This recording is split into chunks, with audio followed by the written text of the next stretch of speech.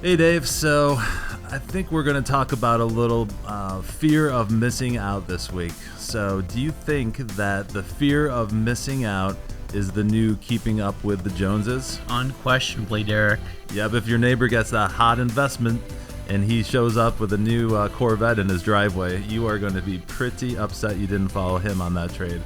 It can't lose, right? Yeah, we can't lose. So we're going to talk about how to remove the fear of missing out from your overall investment process.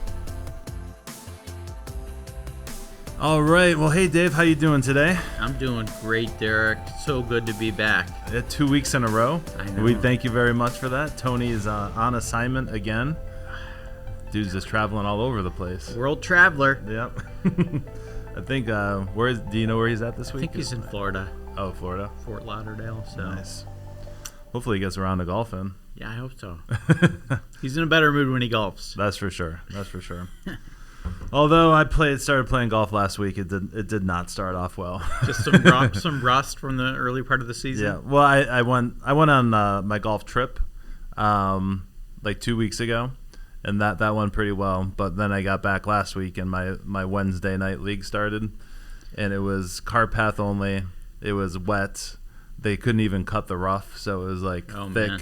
And it was a battle. So I got to go back out there tonight, hopefully redeem myself. Yes, it'll be drier for sure. Yep. So, speaking of missed opportunities here, we got a pretty good topic this week, something that we've been talking about for a while, on and off. But the fear of missing out, kind of the psychology of investing and kind of, what's driving, I think, a lot of people's decisions and markets these days. FOMO, the fear of missing out. And, it's been, if you look at today's environment and you look at the, really all of the tools that are available to everyone, it's really changed the landscape of investing. From compared to maybe when we first got into the industry. So you got Robinhood apps, you got apps on every major carrier. You can place trades from your phone anytime that you want to.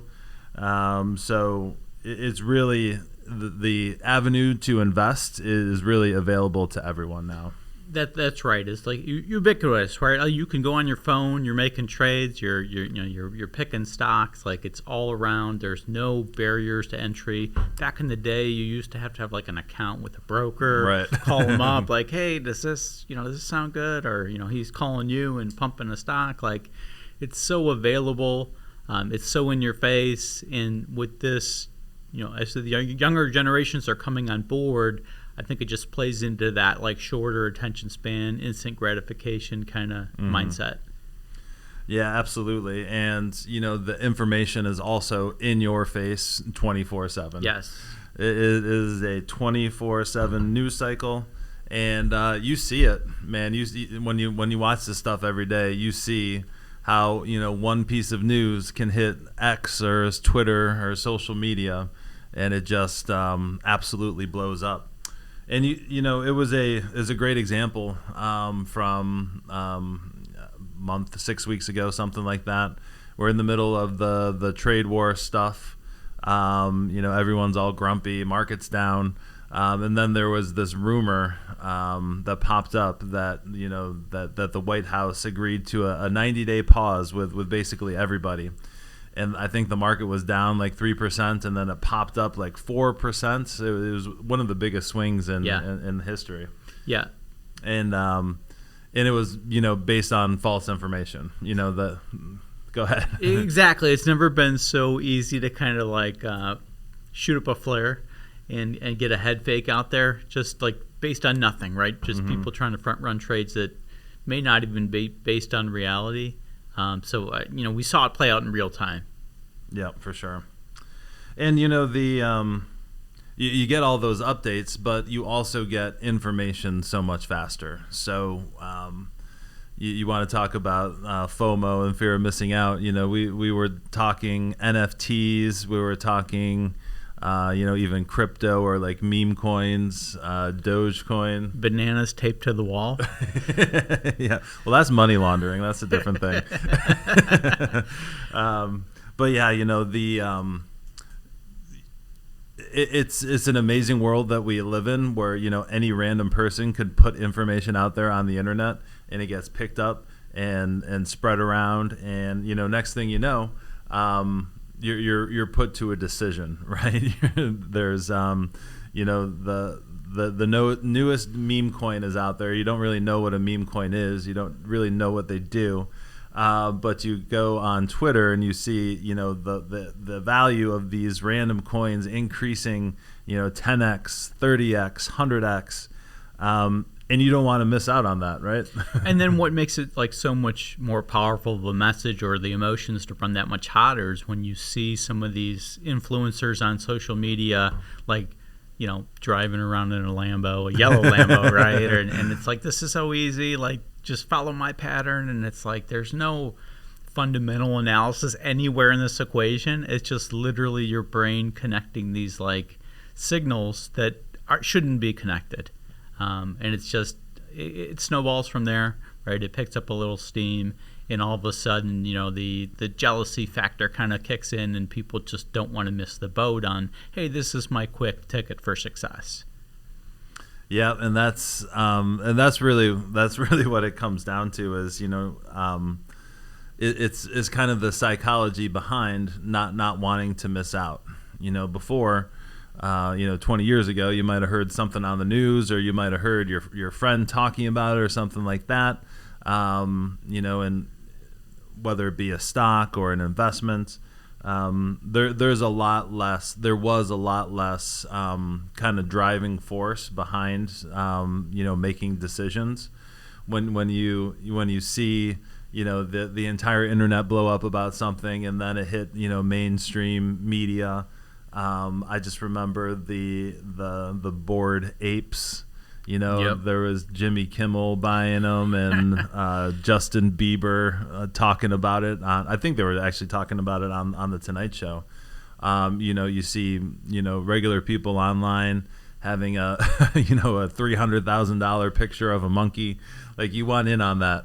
And I feel like that was a byproduct of COVID, maybe, with Yes. people with just in isolation and not being able to have like normal social interactions, and just bored. Yep. Right. So they're looking for ways to spend their time, maybe not the most productive way possible. Yep. So, if you are, thinking of, investing in something that's outside of the norm, maybe that would, be in the category of this FOMO that we're talking about. The kind of the psychology behind it, you have to be very cognizant of what you're getting into. So when a meme coin, or even a penny stock, even a regular stock on an exchange, if you turn on Fox Business or whatever, and you see something going parabolic and it's up 60% on the year, you want in on that, right? You're not going to do a bunch of fundamental analysis. You're not going to do a bunch of cost analysis. You're not going to compare it to other investments. You're just like, hey, I want in on this. I'm going to buy. You're exactly right, and I think you're kind of hitting on it. It's like you almost have to anticipate it coming and have mentally a game plan of how to address these situations before they arise, because in the moment you may kind of succumb to the pressure. Yep. And just hit that buy button maybe when you shouldn't have. So you need to have a preconceived game plan before that next opportunity hits you. Yep, for sure. And what maybe one little example I can share is like my crypto buying habits. I was obviously in on a lot of a lot of these coins, and they don't call me Diamond Hands for nothing. I still haven't sold anything. But that Bitcoin now for sure is part of the mainstream, right? That's on the ticker on all the shows. But you don't really think about it until it's exploding in one direction, up or down. The crypto game for sure is one that you need a level head to be successful. If you're buying on the upswing and on the momentum of a lot of these trades, you're probably going to get left behind. You're probably going to lose, quite a bit of money. So, kind of what I've done over time is trying not to buy into the hype, basically I set up for Bitcoin like monthly or bi-monthly buys, so I'm just adding a little bit to the position over time, not looking at the price, not buying on the momentum one way or the other. And I've been pretty good at, just sticking to that. Yeah, I mean, you were describing a dollar cost averaging kind of plan with discipline. And Derek, like we all see it. Like when that price starts to kind of climb, that it hits a crescendo on social media. Like all my algorithm goes nuts. Mm-hmm. It's like everything is Bitcoin and everything is crypto. And it goes back to like rule number one of investing, right? I thought it was always like buy low and sell high. And this enthusiasm that percolates at that point is like, it's kind of triggering your brain to say, hey, I need to buy this. And it's at all-time high prices, right? So you're not getting any kind of a value when you do that. And, your approach allows you to actually buy more when the price is lower over time, which kind of sets the table for you to have a better result. Yep, for sure. So, I think also like a stock like NVIDIA could be, definitely considered, in on what we're talking about. That was one of the most talked about stocks and still is, to this day. So when there's lots of talk, when there's lots of momentum, when there's lots of big price swings, which are going to happen more, the more investors you get in, the bigger the swings are going to be. It can get really frustrating, especially when you're battling the psychology of not wanting to miss out. Yes, Derek. And we talked about, what we do, right? We're human. We're wired a certain way. Like, my approach has always been like, carve out, a portion of your portfolio that you allow yourself to have fun with. Yep. Right? This is my sandbox. Like, I'm going to pick some stuff that I'm really excited about, but it's going to be a size that's not going to jeopardize my whole strategy and not going to ruin my retirement, right? Mm-hmm. What is that dollar amount where, as a lot of people in the office say, if it literally went to zero, it's not going to impact your life and your lifestyle going forward. Yep, for sure. And it really goes back to kind of the disciplines of investing. And kind of what Dave's talking about there, just start with a plan, so I know we have a lot of fun. We talk about crypto, we talk about NFTs, but, if you add all that up together for me, we're talking less than probably 1% of my overall, like, investable assets. Right. I still have a 401k with the mutual funds in there, Apple stock and, boring stuff like that. So have a plan going in, we've been saying it for a while, and Dave just said it there again. If you're going to get into the speculative stuff, just don't bet what you can't afford to lose. I think is the easiest way to say it. Yeah, exactly right. Know your limits going in, and then allow yourself to have a little fun, but don't jeopardize the whole strategy just because you got ahead of yourself. Yep. And I think we can kind of, close it down with, what do they say? Like, admitting you have a problem is the first step. Yes. So, just understanding this, I think, is a very powerful thing for an investor. Just knowing that, you're going to have these feelings and these emotions if you miss out on something, and, being able to identify that. And saying, hey, I missed this one. What is my strategy going to be to not miss the next one? Exactly. And that's really what it comes down to, and it is really kind of what we do here, is hopefully pulling emotions out of investing decisions. That really, honestly, only comes through time and experience. I don't want to say like I wasn't worried, like in the middle of the tariff stuff, and it's certainly not over by a long stretch, but it's patience with investing, especially someone in our age bracket. We're not retiring tomorrow. We have time to recover. And I think it goes back to your overall plan and your overall strategy. That's right, Derek. And one quick thing too, I think experience is the best teacher, right? So if you have gone down this path, and and one of your speculative investments have blown up, like don't let it be a lost lesson. Like remember that feeling and avoid it for the next time, right? And get yourself back on track.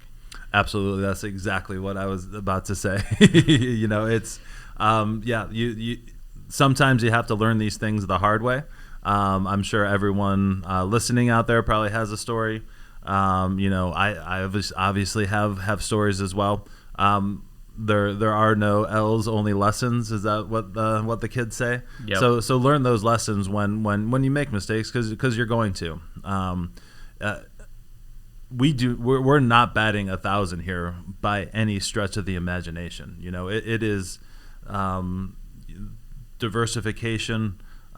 Spreading out your risk, all of that is very, very real stuff, because you can do all the things that we were talking about. You can do your research, you can identify good value, and you can execute on that strategy, and it can go the complete opposite direction for no reason at all. And this is kind of really what we're talking about, is to, when you have a plan and you have conviction, you can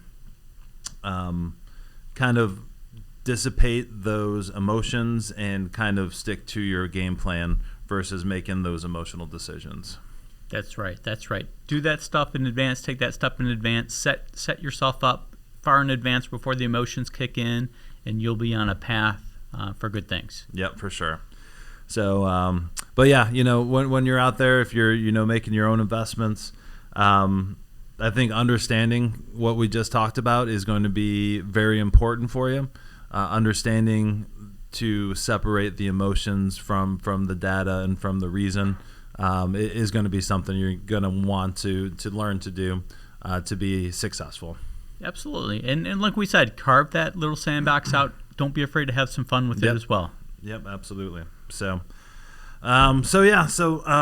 excellent topic today. Enjoyed talking about that one. We're still kind of getting over the Cavs' inexplicable loss here. So we're kind of bummed out about that this morning. Going to be a long off season there. We're going to focus on the guards and the Browns now. Yep. The 4 months of quarterback battle. That should be fun to talk about. Relentless. So, well, Dave, thanks again for filling in for Tony. We always appreciate having you here. And thanks for everyone for listening out there. If you guys have any questions or comments, show ideas, hit us up at info@swpconnected.com, and we'll talk to you next week. The opinions expressed in the podcast are for general informational purposes only and are not intended to provide specific advice or recommendations for any investment, legal, financial, or tax strategy. It is only intended to provide education about the financial industry. Please consult a qualified professional about your individual needs.